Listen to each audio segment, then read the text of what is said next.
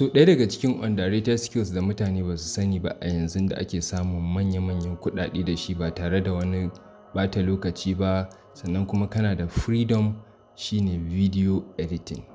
So kamun na moving further, zan aje link wanda na yi listing ɗin shi a cikin Market Prime da za ku duba za ku ga akwai Discord server link wanda a cikin server nan manya-manyan influencers ne a ciki. Kawai abin da suke so shine kai musu editing video ɗinsu, but truth be told professional editing suke so. Idan kana tunanin well kai baka iya editing ba, well yanzu ka samu option ko ka samu direction da zaka iya koyan yadda ake fara editing. Wannan server ɗin it has been existed for long, sannan yana nan sannan kuma zai ci gaba da existing. Okay, so tun yanzu zaka iya fara koyan yadda ake video editing, zaka koya motion graphics, zaka koya, ina ce video editing ba ina nufin kawai cropping, splitting, no, ina maganan tracking, ina maganan deep motion graphics. Ka je ka koyi yadda ake amfani da After Effects, a light motion, ka je ka koyi yadda ake amfani da Premiere Pro, irin professional edits da kake gani na YouTubers. So masu musu editing kana tunanin su suke yi da kansu? Su masu videos in kana tunanin su suke wannan videos din da kansu? No, of course suna hiring ne.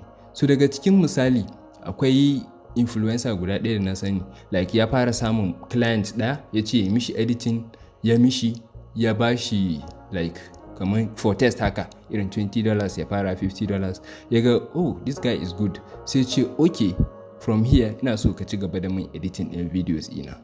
So in ka ci gaba da editing min videos ina za ka dinga samun $3,000 per month. So $3,000 per month a video editing, I mean, well, ba za mu ce kai beginner ba ne, za mu iya cewa kamar intermediate.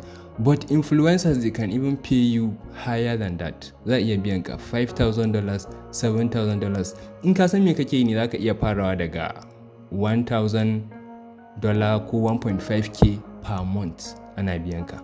Idan kuma kai irina ne wanda kake son freedom, ba kana son hiring bane, ba ka son mutum ɗaya kulle ka, kana so ya zama to kana da agency, kana ma wannan edit, kana ma wannan edit, kana ma wannan edit. A nan ne za ka fi jin daɗin Discord server ɗin nan, saboda a cikin Discord server ɗin nan za ka dinga ganin demand, like high demand na mutane da za su dinga posting ɗin waya iya editing video kamar na kaza 10 minutes, 20 minutes, 30 minutes, wani ma short ne da bai wuce 1 minute ba ko 30 seconds. For short videos kawai ana biyan $20, $25, $30 per short.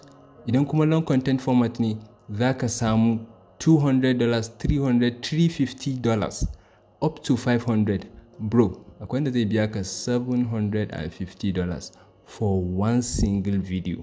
Saboda ya san idan ya posting zai samu sama da haka. 10x din shi, 20x, sky is the limit. So, if you are serious about your life, we are not just here to motivate you, but we are also here to give you direction. Ka danna link ɗin da yake ƙasan video ɗin nan, ka shiga ka duba wannan Discord server ɗin. Thank you.